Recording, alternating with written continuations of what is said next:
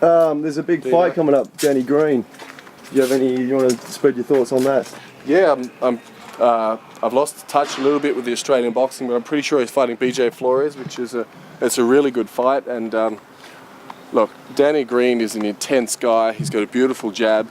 I just think he's going to have too much for BJ Flores. BJ's got the nice record. He's got some nice photos of him flexing his abs in the gym, but forget about it. Danny Green's just too intense. He's got that incredible resolve, that killer instinct, and I think he's just going to outman BJ Flores on the night because Green's been there, he's done that, he's travelled the world fighting, he's been in everyone's backyard. Now it's his turn, his time to bring people to his backyard, and Flores is going to be like a fish out of water. The way I see it, Danny Green's going to have a few problems early with the jab, but once he hits Flores, he's going to start to hurt him. Flores is going to start to think, I don't really want to be here, and I'm picking Danny Green points win because Flores will flick out a nice jab. After that, he'll start to back off, and Green will just basically outman him. Just have that hunger in him, that intensity, because Green has something to prove. After the Paul Briggs fight, I think Green really feels like he has something to prove. He was on top of the world, but then after the Briggs debacle, I think it's like, man, I really got to show these people I'm for real, and I believe he is for real, and I think, unfortunately for Flores, he's going to be the one to feel the pressure. Danny Green's been incredible for boxing in Australia. The Danny Green and Mundine show, sometimes it can be a little bit of a circus, but at the end of the day, it's taken boxing to a whole new level in Australia. He's selling out big arenas in my hometown. We didn't even have professional boxing before he started. I had to move to the other side of the country just to start boxing. So yeah, what he's done, and what people forget, is he's travelled to Germany, he's travelled to Canada, he's fought in America. I mean, he's done it all, and he's got that experience where Flores has got the pretty record, he's got nice photos of him flexing his abs and looking pretty and talking trash, but all that means nothing once that first bell goes, and that's when I think Danny Green's experience is going to be a big difference. It doesn't matter if Danny Green is, I think he's about 36, he's getting better. And fighters at the heavier weight divisions, like Danny Green's getting heavier, he's a cruiserweight now, they get better as they get older. Their prime is from 30 to 35 and they go a little bit longer. So I don't believe that youth is an advantage for Flores here.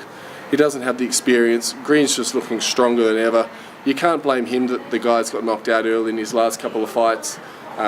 His management have done the right thing, given him a top opponent, and if Green wins, which I expect him to do, if he decides to stay at cruiserweight, I believe he should aim to fight Steve Cunningham or Marco Huck.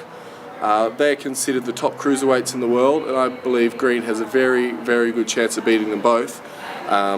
So hopefully his management can strike out a deal there. It's very hard because both Cunningham and Huck are signed to a German promoter. I think it's Universum, so it can be hard to deal with those people. They don't want to risk their champions against a guy from Perth. So if he wins, they're the fights he should go for, but it could be hard to put on. If he decides to drop down to light heavyweight, the guy considered the man to beat is Jean Pascal from Canada. He's an incredible fighter, and that would be an action fight. But I doubt Green can make light heavyweight anymore at his age, and I think it takes too much of a toll on his body to drop that weight.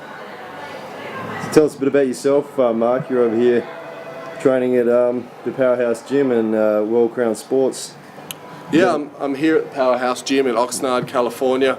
I'm just going to go make a phone call to my man Don King and ask him for permission to fight in Mexico, because my US working visa hasn't come through, which is a shame because I've been working so hard here.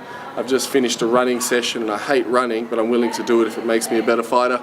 So over here I've been training with some incredible fighters, and we just saw Antonio Margarito fight Pacquiao. He's been training down the road.